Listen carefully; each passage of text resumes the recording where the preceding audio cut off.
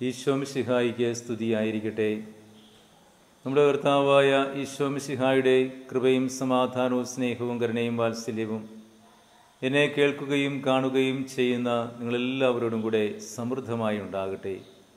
ഈശോയിൽ ഏറ്റവും സ്നേഹിക്കപ്പെട്ടവരെ, ശ്ലീഹാ കാലത്തിൻ്റെ 5-ാം വാരത്തിലേക്ക് നാം പ്രവേശിക്കുകയാണല്ലോ. ഈ വാരത്തിൽ ദൈവപരിപാലനയുടെ പ്രത്യേകത എന്താണെന്ന് കർത്താവ് വചനത്തിലൂടെ നമ്മളെ വെളിപ്പെടുത്തുകയാണ്.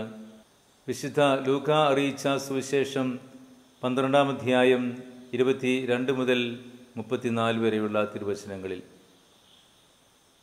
എല്ലാ മനുഷ്യൻ്റെയും ബലഹീനതയാണ് ലോകത്തോടും അതിൻ്റെ പ്രവർത്തനങ്ങളോടും ഒട്ടി നിൽക്കുക എന്നുള്ളത്. ലോകം തരുന്ന സംരക്ഷണമൊക്കെ നമ്മുടെ അനുദിന ജീവിതത്തിൽ സുരക്ഷിതമാണ് എന്ന് കരുതുന്ന മനുഷ്യരാണ് അധികവും.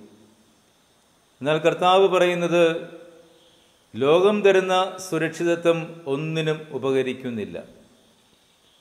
ലോകത്തിൻ്റെ സുരക്ഷിതത്വത്തേക്കാൾ ഉപരിയായി ദൈവം തരുന്ന സംരക്ഷണം, ദൈവം നൽകുന്ന പരിപാലനം, അതിനാണ് നമ്മൾ പ്രാമുഖ്യം കൊടുക്കേണ്ടത് എന്ന് കർത്താവ് നമ്മളെ ഓർമ്മിപ്പിക്കുകയാണ് വചനത്തിലൂടെ. കർത്താവ് അതിന് ഉദാഹരണം പറയുന്നത്, വയലിലെ ലില്ലികളെ നോക്കുവിൻ, ആകാശത്തിലെ പറവകളെ നോക്കുവിൻ, ഇവയെപ്പോലെയൊക്കെയാണ് മനുഷ്യൻ എന്ന ദൈവത്തിൻ്റെ സൃഷ്ടിയും. അല്ല, അതിലുപരിയാണ്. ഇപ്രകാരം വയലിലെ ലില്ലികളെയും പറവകളെയും ആകാശപക്ഷികളെയും മൃഗങ്ങളെയുമൊക്കെ സൃഷ്ടിച്ച ദൈവം അവയെ എല്ലാം സുരക്ഷിതമായി കാത്ത് സംരക്ഷിക്കുന്നുണ്ട് എങ്കിൽ അതിനേക്കാളൊക്കെ ശ്രേഷ്ഠമായ മനുഷ്യനെ ദൈവം എത്രമാത്രം പരിപാലിച്ച് സംരക്ഷിക്കും എന്നുള്ളൊരു ഉറപ്പ് നൽകുകയാണ് ഈ വചനത്തിലൂടെ. പക്ഷെ പലപ്പോഴും ദൈവത്തിൻ്റെ ഈ സംരക്ഷണത്തെക്കുറിച്ച് മനുഷ്യൻ അജ്ഞരാണ്. മനുഷ്യൻ്റെ ജീവിതത്തിൽ അവൻ അവൻ്റേതായ സംരക്ഷണം ഉറപ്പുവരുത്തി മുന്നോട്ട് നീങ്ങുന്നവനാണ്. എന്നാൽ ദൈവം പറയുന്നത്, ദൈവത്തിൽ സമ്പന്നരാകുവിൻ. ഈ ലോകവും അതിൻ്റെ നേട്ടങ്ങളും അത് നൽകുന്ന എല്ലാ മോഹങ്ങളും നശ്വരങ്ങളാണ്. അനശ്വരമായ ദൈവത്തിൻ്റെ പദ്ധതിക്ക്, ദൈവികമായ സംരക്ഷണത്തിൽ നമ്മൾ ആശ്രയം വയ്ക്കുമ്പോൾ അവിടെയൊക്കെ ജീവിതം കുറച്ചുകൂടി സമ്പന്നമാവുകയാണ്. അത് ദൈവത്തിലുള്ള സമ്പന്നതയാണ്. ഒരു കാര്യത്തെക്കുറിച്ചും ആകുലതയ്ക്ക്, അസ്വസ്ഥതയ്ക്ക് അടിസ്ഥാനമില്ല എന്ന് കർത്താവ് നമ്മളെ ഓർമ്മിപ്പിക്കുകയാണ്. നീ ആകുലപ്പെട്ടതുകൊണ്ട് നിന്റെ ആയുസ്സിൻ്റെ ഒരു മുഴം കൂടി നീട്ടാൻ നിനക്ക് സാധിക്കുമോ എന്ന് പോലും കർത്താവ് ചോദിക്കുന്നുണ്ട്. പലപ്പോഴും പ്രിയപ്പെട്ടവരെ, നമ്മുടെയൊക്കെ അനുദിന ജീവിതത്തിൽ ഈ ദൈവാശ്രയബോധം നഷ്ടപ്പെട്ടു പോകുന്നത് കൊണ്ടാണ്, ദൈവത്തിൻ്റെ സംരക്ഷണം നമുക്കുണ്ട് എന്നുള്ള ബോധ്യമില്ലാത്തത് കൊണ്ടാണ് നമ്മൾ ഉത്കണ്ഠാകുലരും ആകുലചിത്തരുമായി മാറുന്നത്. ഈ ആകുലതയാണ് മനുഷ്യനെ ഒരു നല്ല ശതമാനം രോഗങ്ങൾക്കും കാരണമാക്കി തീർക്കുന്നത്, അല്ലെങ്കിൽ രോഗിയാക്കി മാറ്റുവാൻ കാരണമാക്കി തീർക്കുന്നത് മനുഷ്യൻ്റെ ഈ ആകുലതയാണ്.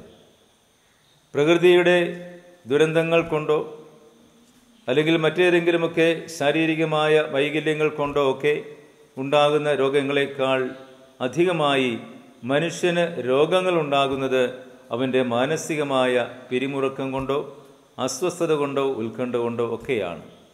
അതുകൊണ്ടാണ് പത്രോസ് ശ്ലീഹ എഴുതിയ 1-ാം ലേഖനം 5-ാം അധ്യായം 6-ാം വാക്യത്തിൽ കർത്താവ് പറയുന്നത്, നിങ്ങളുടെ ഉത്കണ്ഠകളെല്ലാം കർത്താവിന് സമർപ്പിക്കുവിൻ, അവിടുന്ന് നിങ്ങളുടെ കാര്യത്തിൽ ശ്രദ്ധാലുവാണ്.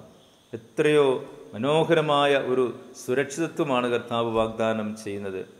പ്രിയമുള്ളവരെ, ഇത് ദൈവത്തിലുള്ള വിശ്വാസക്കുറവ് കൊണ്ടാണ് നമ്മുടെ അനുദിന ജീവിതത്തിൽ ആകുലതകളും അസ്വസ്ഥതകളും ഉണ്ടാകുന്നത്. നമ്മളൊക്കെ മറ്റു മനുഷ്യരെ നോക്കിയാണ് ജീവിക്കുന്നത്. ദൈവത്തെ നോക്കി ജീവിക്കുന്നവർ എത്ര പേരുണ്ട്? മറ്റു മനുഷ്യർ എന്നെക്കുറിച്ച് എന്ത് പറയും? ഞാനൊരു പരീക്ഷയെ വിജയിച്ചില്ല, ഞാനൊരു പ്രസ്ഥാനം തുടങ്ങിയത് വിജയിച്ചില്ല, അപ്പോൾ നാട്ടുകാരെന്നെ എന്ത് പറയും? ഒരിക്കൽ ഒരാൾ ഒരു ഭവനം പണിയുവാനായിട്ട് ആഗ്രഹിച്ചു. അപ്പോൾ ചിലവ് കുറഞ്ഞ ഒരു നിർമ്മാണ രീതി ഉണ്ടായിരുന്നു. പക്ഷേ അദ്ദേഹത്തിന് അത് ഇഷ്ടപ്പെട്ടുവെങ്കിലും അദ്ദേഹം പറഞ്ഞ മറുപടി ഇതാണ്: ഞാൻ ഈ രീതി അവലംബിച്ചൊരു ഭവനം നിർമ്മിച്ചാൽ അതിനെന്തെങ്കിലും സംഭവിച്ചു കഴിഞ്ഞാൽ നാട്ടുകാർ എന്നെ കിടത്തിയേക്കുകയില്ല. പ്രിയമുള്ളവരെ, നമ്മളൊക്കെ മനുഷ്യനെ ഭയന്നാണ് ജീവിക്കുന്നത്, ദൈവത്തെ ഭയമില്ല എന്നുള്ളത് നമ്മുടെയൊക്കെ അസ്വസ്ഥതകൾക്കും നമ്മുടെയൊക്കെ രോഗങ്ങൾക്കും കാരണമായി തീരുകയാണ്. അതുകൊണ്ട് കർത്താവ് ഇത്ര വളരെ വ്യക്തമായി ഒരു വാഗ്ദാനം, ഒരു ഉറപ്പ് നമുക്ക് നൽകുന്നുണ്ടെങ്കിൽ നമ്മൾ എന്തിനാണ് ഈ ലോകത്തെ നോക്കി ആകുലപ്പെടുന്നത്, ഈ ലോകത്തിലുള്ള മനുഷ്യരെ നോക്കി ആകുലപ്പെടുന്നത്, ഈ ലോകത്തിലുള്ള ജനത്തെ നോക്കി നമ്മൾ മറ്റ് മനുഷ്യരെ, സഹജീവികളെ നോക്കി നമ്മൾ എന്തിനാണ് ഉത്കണ്ഠാകുലരാകുന്നത്? പ്രിയപ്പെട്ടവരെ, നമ്മളെ സൃഷ്ടിച്ചവൻ, പരിപാലിച്ചു കൊണ്ടിരിക്കുന്നവൻ നമ്മൾക്ക് വലിയ സുരക്ഷിതത്വം ഉറപ്പ് നൽകുന്നുണ്ടെങ്കിൽ പിന്നെ എന്തിനാണ് ഈ ആകുലത? വളരെ വ്യക്തമായിട്ട് കർത്താവ് പറയുകയാണ്. ദൈവവചനം ഒരിടത്ത് നിൽക്കുന്നു, നമ്മുടെ ജീവിതം മറ്റൊരിടത്ത് കൂടി കടന്നു പോകുന്നു. പ്രിയമുള്ളവരെ, വചനാധിഷ്ഠിതമായ ജീവിതം നയിക്കുമ്പോഴാണ് നമുക്ക് യഥാർത്ഥത്തിൽ ദൈവത്തിൻ്റെ സുരക്ഷിതത്വത്തിൽ നമുക്കൊരു അഭിമാനം തോന്നുക. സർവശക്തനായവൻ നമ്മളെ സൃഷ്ടിക്കുകയും പരിപാലിക്കുകയും ചെയ്യുന്നുണ്ടെങ്കിൽ അവിടുന്ന് നമുക്ക് ഭാവിയെക്കുറിച്ചുള്ള ഒരു ഉറപ്പ് വാഗ്ദാനം ചെയ്യുന്നുണ്ടെങ്കിൽ, ഈ ലോകത്തിൻ്റെ സർവാധിപനായ ദൈവം അപ്രകാരം ഒരു ഉറപ്പ് നൽകുന്നുണ്ടെങ്കിൽ പിന്നെ നമ്മൾ എന്തിനാകുലപ്പെടണം? എല്ലാത്തിനെയും സൃഷ്ടിക്കുവാൻ ശക്തനായവൻ, എല്ലാറ്റിനെയും പരിപാലിച്ചുകൊണ്ടിരിക്കുന്നവൻ നമുക്ക് ഞാൻ നിന്റെ കാര്യത്തിൽ ശ്രദ്ധാലുവാണെന്ന് ഉറപ്പ് നൽകിയെങ്കിൽ എന്തിനാണ് നമ്മൾ ആകുലപ്പെടുന്നത്? പ്രിയപ്പെട്ടവരെ, ഒരു നിമിഷം ചിന്തിക്കണം. നമ്മുടെ അനുദിന ജീവിതത്തിലെ ആകുലതയ്ക്ക്, അസ്വസ്ഥതയ്ക്ക് ഒന്നിനും അടിസ്ഥാനമില്ല. ഇതൊക്കെ മനുഷ്യൻ്റെ സ്വാർത്ഥപരമായ നേട്ടങ്ങളുടെ പരാജയത്തിലേക്കുള്ള ജീവിതമാണ് നമ്മളെ നയിക്കുന്നത്. അല്ലെങ്കിൽ നമ്മുടെ സ്വാർത്ഥപരമായ നേട്ടങ്ങൾ നമ്മുടെ സ്വന്തം കഴിവുകൊണ്ട് നമ്മൾ നേടിയെടുത്തതാണെന്നുള്ള അഹങ്കാര ചിന്ത കൊണ്ടുണ്ടാകുന്ന പരാജയങ്ങളല്ല ഇതൊക്കെ. അതുകൊണ്ട് അത്തരത്തിലുള്ള അഹങ്കാര ചിന്തകൾ മാറ്റിവെച്ച് ദൈവസന്നിധിയിൽ എളിമപ്പെട്ടുകൊണ്ട് ദൈവം എനിക്ക് നൽകുന്നത് മതി, അതുകൊണ്ട് ഞാൻ തൃപ്തയാണ് എന്ന് പറയുവാനുള്ള എളിയ മനോഭാവം നമുക്ക് എന്നുണ്ടാകുന്നു, അന്ന് മാത്രമേ നമ്മുടെ ആകുലതകളൊക്കെ അവസാനിക്കുകയുള്ളൂ. പലപ്പോഴും നമ്മളൊക്കെ കാണാറുണ്ട്, പരീക്ഷകൾ എഴുതുന്ന കുട്ടികൾ പലതവണ പരീക്ഷകൾ എഴുതി ഒന്നും വിജയിക്കുന്നില്ല. എന്തുകൊണ്ടാണ്? ആകുലതയോടെ പോയി പരീക്ഷ എഴുതുന്നതുകൊണ്ടാണ്. ദൈവഹിതം എന്താണെന്ന് തിരിച്ചറിയുവാനും അതിനോട് ചേർന്ന് സമാശ്വാസത്തോടുകൂടി സമാധാനത്തോടുകൂടി പരീക്ഷ എഴുതുകയും ചെയ്താൽ ഒരു പരിധിവരെയൊക്കെ പരീക്ഷയ്ക്ക് വിജയം വരിക്കുവാൻ എളുപ്പമായി തീരും. എന്നാൽ ആകുലതകളെല്ലാം നിറഞ്ഞു നിൽക്കുന്ന അവസ്ഥയിൽ സമാധാനമില്ലാതെ പോയി പരീക്ഷ എഴുതിയാൽ എങ്ങനെ വിജയിക്കും?